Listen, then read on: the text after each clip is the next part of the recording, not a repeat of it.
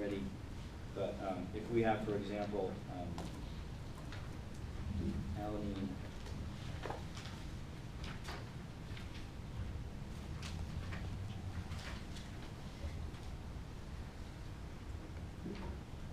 transamination, this is alanine. And the way a transaminase works, it works with a different cofactor. We haven't studied it yet, and we will, not today. It's called pyridoxal phosphate, or PLP.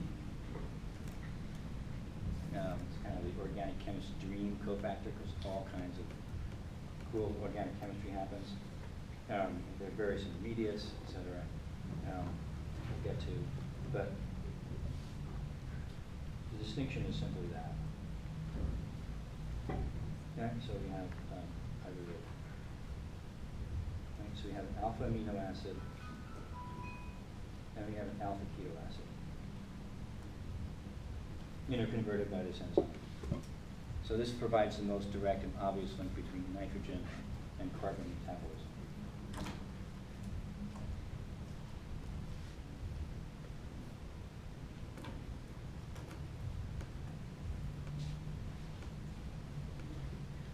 So this is really quite easy. You know your structure of amino acids. What's the beta keto acid that is produced from it? You just substitute carbonyl group here, right? And the other way around. Okay. Sorry, was that in the liver mainly? That kind of reaction? The transaminations are everywhere. Everywhere. Yeah. Okay, so here are the 10 steps of glycolysis, and in red are the ones that are irreversible in glycolysis.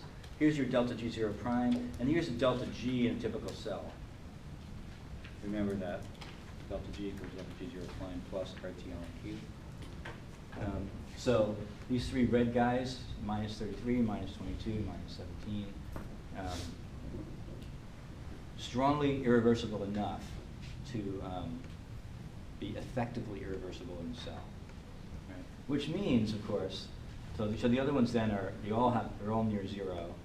I don't know what's up. This is some unusual thing that can go as high as 25. So leaving that aside, the rest of them are all close to zero and can go backwards or forwards. Right? In other words, they're just going to be pushed one way or the other in the way they go, depending on what's going on with the irreversible ones. If these guys are strong and forward, right, so that you keep on generating product here, then this guy, if there's a lot of substrate for this because there was a lot of product for this because it was strong and forward, right, then this guy's going to be driven forward because it doesn't take much for the Q ratio to determine the delta G if the delta G0 prime is almost zero. Right? So these are determined by the Q ratios, essentially. And so depending on what happens with the irreversible ones, they'll be driven one way or the other.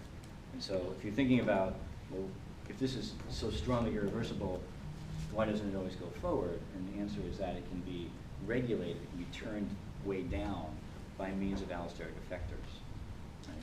And those allosteric effectors would be effectors that are responding to the energy state of the cell. So if you don't need much energy, then you don't need to break down glucose. Instead, you want to make glycogen. Right? Well, if you don't need much energy, then you must already have a lot of ATP around. So what better molecule to tell, for example, this enzyme that it's time to stop working than ATP? Right? Does that make sense? We'll go back. This is what we'll talk about next week a lot. But for now, we're just looking at what the reactions are. So 7 of the reactions of gluconeogenesis are just a reverse. Okay, so then what we should do is look at the other 3. And so here are the other 3. And one thing to say about the other 3 is that, so here they are. So this one is actually a complicated couple steps here, multi-step, and so we'll talk about this in more detail in a moment. These guys are single-step reactions. It's simply the hydrolysis here, right, a phosphate group off of these 2 phosphorylated compounds. Okay. So those are irreversible that way, going up, these blue guys. These reactions are not part of gluconeogenesis, this enzyme, and this enzyme, not used in gluconeogenesis at all. Right? But the blue ones are irreversible in the direction going up. Okay? And the flux is always one way or the other. Right? It makes very little sense for the flux to be going in both ways, because then you'd make a lot of ATP only to hydrolyze it again to go back the other way. This is fun, right? We'll go forward. Oh no, we don't. Let's go back. No, let's go forward. We'll make ATP. No, we want to cleave it. No, we want to make it. The cell doesn't go anywhere. So either the forward reactions are on or the forward reactions are off. To a first approximation, it doesn't necessarily mean that they're completely off, zero activity, but they're largely off. These reactions near the top of the glycolytic pathway, therefore the ends of the gluconeogenesis pathway, so steps 8 and 10 of the gluconeogenesis pathway, are phosphatase reactions whereby water attacks the phosphate linkage to the sugar and releases inorganic phosphate. Both of those reactions have delta G 0 primes around -15, and they're also favorable in the cell. Right? And they're phosphatase enzymes. That's it.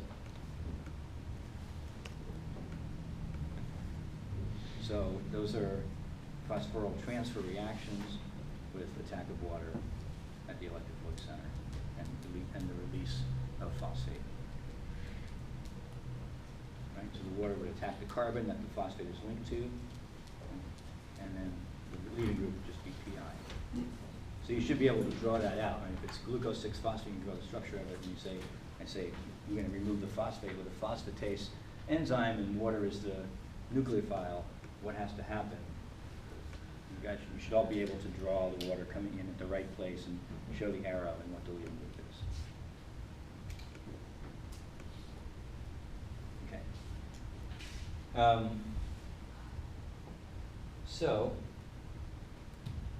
then we have this last bit, and the last bit is a little more complicated. So there's this interplay between phosphoenolpyruvate, step 9, or 10. Here's step 10 of glycolysis, which is bypass going backwards. We know that once we get to this reaction here, this is in the cytosol, that the pyruvate has to go into the mitochondria, right? Because if it didn't, we couldn't get acetyl-CoA to form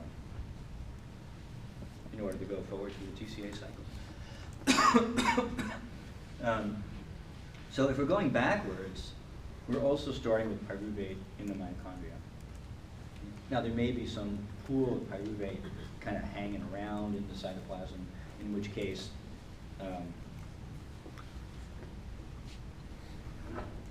nothing can happen to it, because there's no enzyme to go back to phosphoenolpyruvate.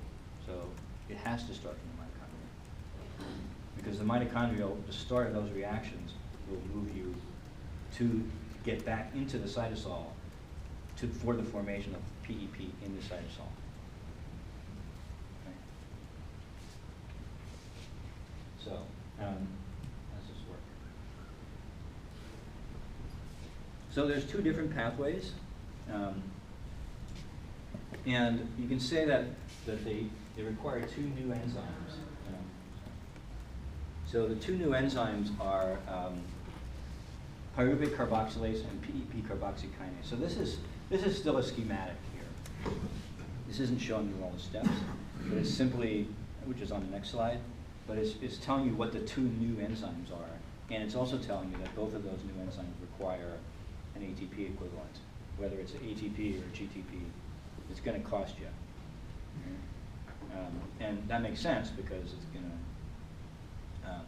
you get to make it going this way. The problem, of course, is that to get back from here to here, as it's shown, it costs you here and it costs you here. So you're paying more ATP going backwards. In fact, if we look at the overall pathway, as we will at the end, it turns out that we're going to use a lot more ATP in gluconeogenesis than we're going to make